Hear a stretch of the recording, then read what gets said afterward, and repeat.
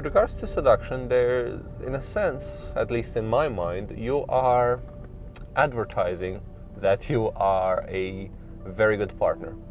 You are a well-rounded individual who has done their relationship driving license, who knows about all the aspects that can affect relationships, who knows their connection points and what they would accept in a partner, who knows their strategies of how to handle the common problems in relationships, such as finances, in-laws, parenting, who is in touch with their erotic side, who is able to give and receive pleasure, who knows how to build an emotional connection with a potential partner, to give and receive affection in a skillful way, who is schooled in the phenomenon of abuse, who is able to guard against it and support victims of abuse, who is schooled in the ideas of affairs, how do they form, how no couple is really immune to it, but how you can also protect against it. Seduction and eroticism are pretty much the same thing. I mean, if you're good in bed, you're supposed to be good at seduction, but for the purposes of our site, we count them as separate things, and I suggest that indeed they are. You can be very good at the game of charming and seducing a potential partner without necessarily being well schooled and in touch with your erotic nature.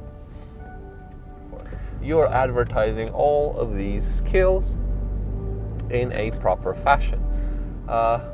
Please resist the temptation to do the marketing thing. In other words, exaggerate your strong points and hide your weaknesses. It's almost a silly thing to ask, because in reality the pressure is so immense that almost everybody accentuates their strong points and decreases their weaknesses in the process of seduction. We want to be liked, we want to be accepted. The prospect of rejection is terrifying for both men and women alike now that we get more gender equality.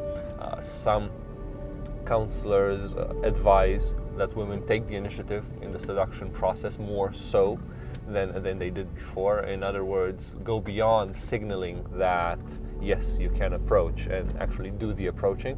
And to nobody's surprise, women are just as uncomfortable approaching men as vice versa. Of course, all the other options are included. This is just shorthand, because in the relationship driving license we consider each potential type of relationship okay. If you're a swinger, if you're polyamorous, if you're gay, LGBT, any of these subgroups, you are human and you have the right to be in a relationship and to define what a relationship is for you. Long-term, short-term, medium-term, next term, rain check, all of them are valid options. The industry is blossoming, if you will, especially in a big city like this. People don't have a lot of time. I go on a subway these days in London and I do not see another dating site trying to attract its customers. And besides dating sites, there's plenty of dating coaches, dating counseling, dating services.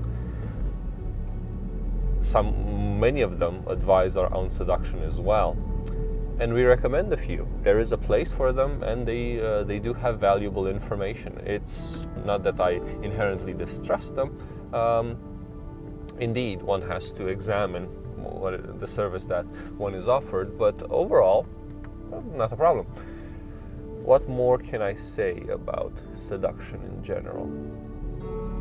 For many of us, it's difficult to exude confidence when we sincerely don't have any.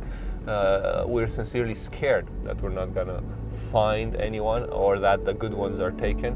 So if somebody shows attention, we better take it. The culture of scarcity is present, that nobody's gonna love us or give us affection. I know it's difficult.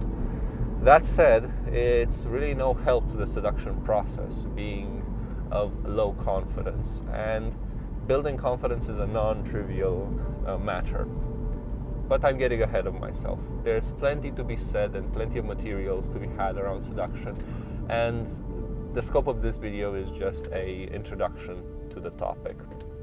So yes, tremendously important, separate from eroticism, although related, and one of the core categories of the relationship driving license. Even though we don't do dating advice per se, we are curators of relationship info, so we promote the service providers, the people that hopefully give out good advice and good info in that field. Please be genuine, please be picky, and understand your value as a person.